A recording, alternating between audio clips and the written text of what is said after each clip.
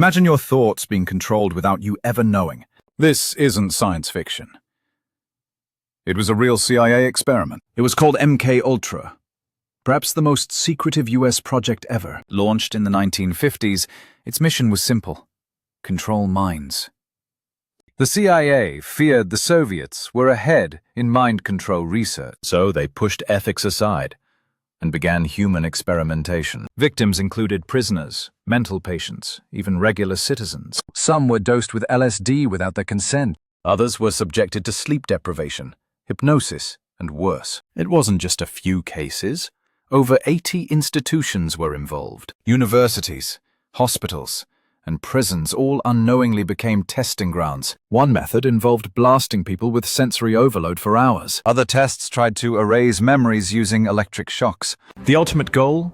To create the perfect, programmable agent. Victims often had no clue they were part of an experiment. One tragic case was Frank Olson, a biochemist dosed without warning. Days later, he fell to his death. Some say he was silenced. His family didn't learn the truth for decades. In 1975, the US Senate finally launched an investigation. What they uncovered shocked the world and barely scratched the surface. MKUltra wasn't just theory.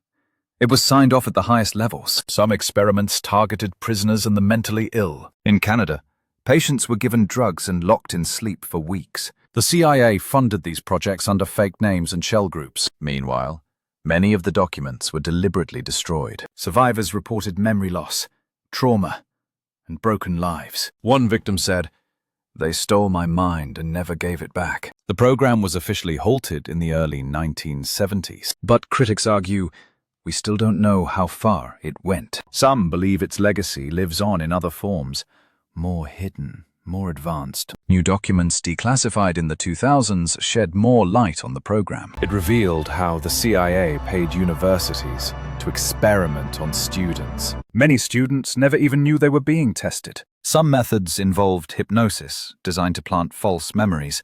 Other times, the goal was to create Manchurian candidates, a person programmed to kill, then forget, just like in spy movies. These sound like conspiracies, but official memos confirmed such ambitions. One technique used sensory deprivation for days on end. Victims often lost their sense of self completely. Even after MKUltra ended, its ripple effects lingered for decades. Some survivors came forward, demanding accountability from the government. One victim, Canadian citizen Allen Memorial patient, sued for damages. Others weren't so lucky.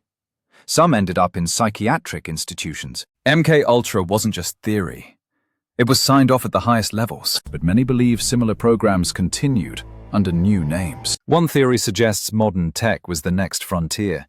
Brain-computer interfaces could offer remote control over thoughts. Some even claim media and advertising became subtle tools. Was MKUltra just the beginning of psychological warfare, or was it a failed experiment that spiraled out of control? In 2001, a class-action lawsuit reignited public interest in MKUltra. Declassified files revealed only fragments. Most were destroyed. What was hidden may have been far worse than what we know. Many whistleblowers still fear retaliation, even decades later. Some insiders say AI is the next weapon in mind control. They warn of digital implants that influence behavior silently. With enough data, your choices might not be your own. Every click, like, or search could be psychological profiling. Was MKUltra just a crude prototype of what's coming? Or was it humanity's dark curiosity about power gone too far? MKUltra's legacy isn't just conspiracy. It's documented history. And the real horror? We still don't know the full story. Survivors still live with scars, mental and emotional. Their memories, blurred by chemicals, are jigsaw puzzles. Some say they hear voices long after the experiments ended. Are these just trauma responses?